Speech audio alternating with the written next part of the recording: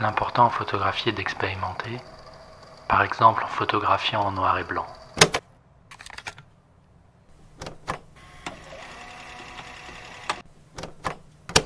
L'important en photographie est d'expérimenter, par exemple en photographiant en noir et blanc.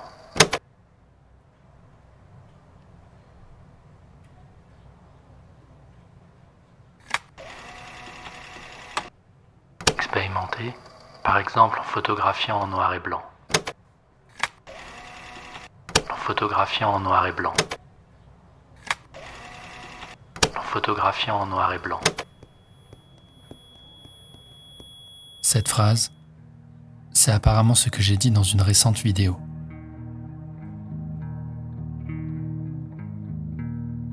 Et si je dois être honnête, ce n'est pas quelque chose que je fais suffisamment.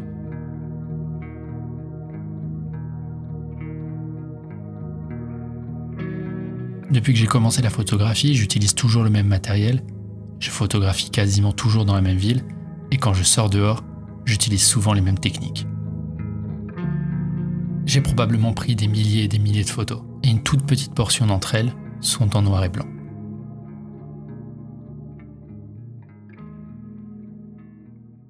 Je trouve que la couleur est une information trop importante, qu'elle fait partie intégrante de notre environnement et que s'en passer revient à dénaturer notre réalité. Mais cette idée à laquelle je tenais a vite été balayée, lorsque j'ai eu entre mes mains ce livre. Exil de Joseph Koudelka. J'ai alors découvert que le noir et blanc pouvait être esthétique, sans dénaturer la réalité. Qu'il pouvait souligner les silhouettes et les isoler, et véhiculer plus d'émotions que la couleur.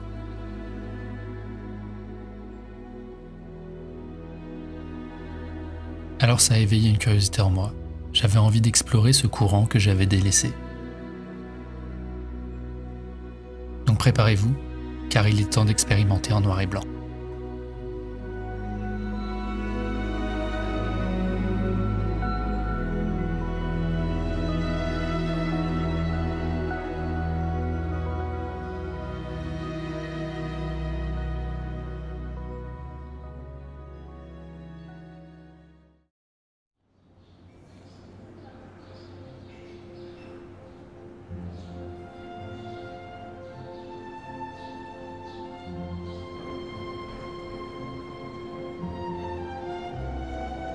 J'ai conscience qu'en l'absence de couleur, le noir et blanc permet de mettre en relief les textures, les mouvements et les jeux de lumière.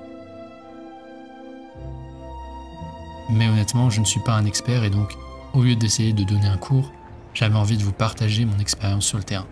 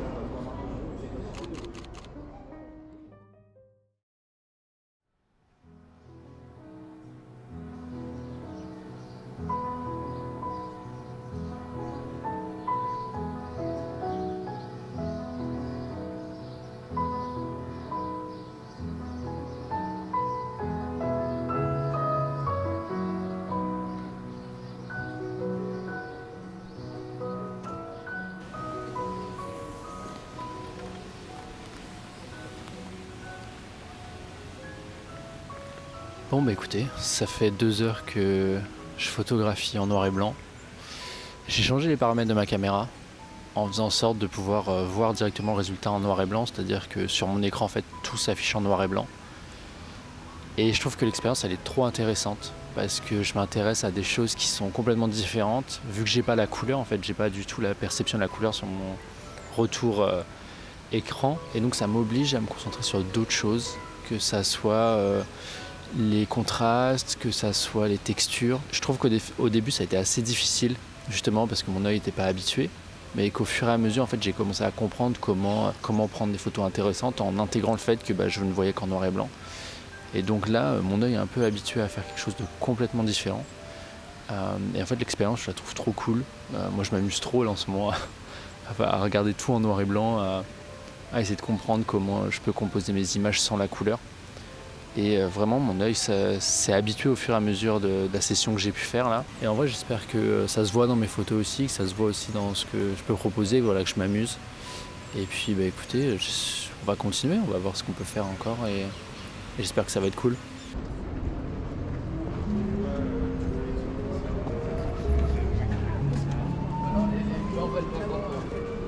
C'est un peu l'impression parfois que les gens veulent pas le voir.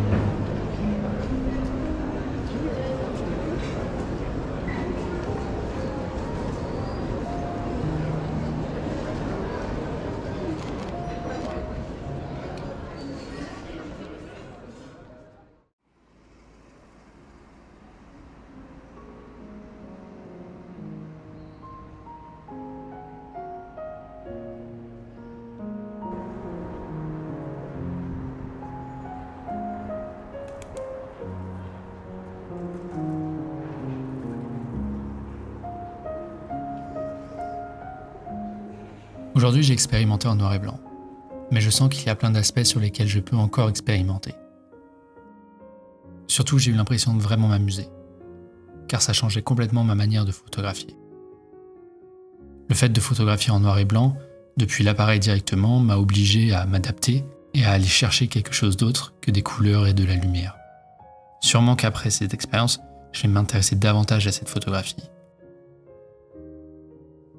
C'est en expérimentant qu'on complète sa panoplie, qu'on développe de nouveaux aspects et qu'on fait tomber des barrières. Alors si après cette vidéo je n'avais qu'un conseil à vous donner, ça serait de tenter de nouvelles choses, d'aller au-delà de ce que vous connaissez déjà, d'être curieux et de toujours apprendre.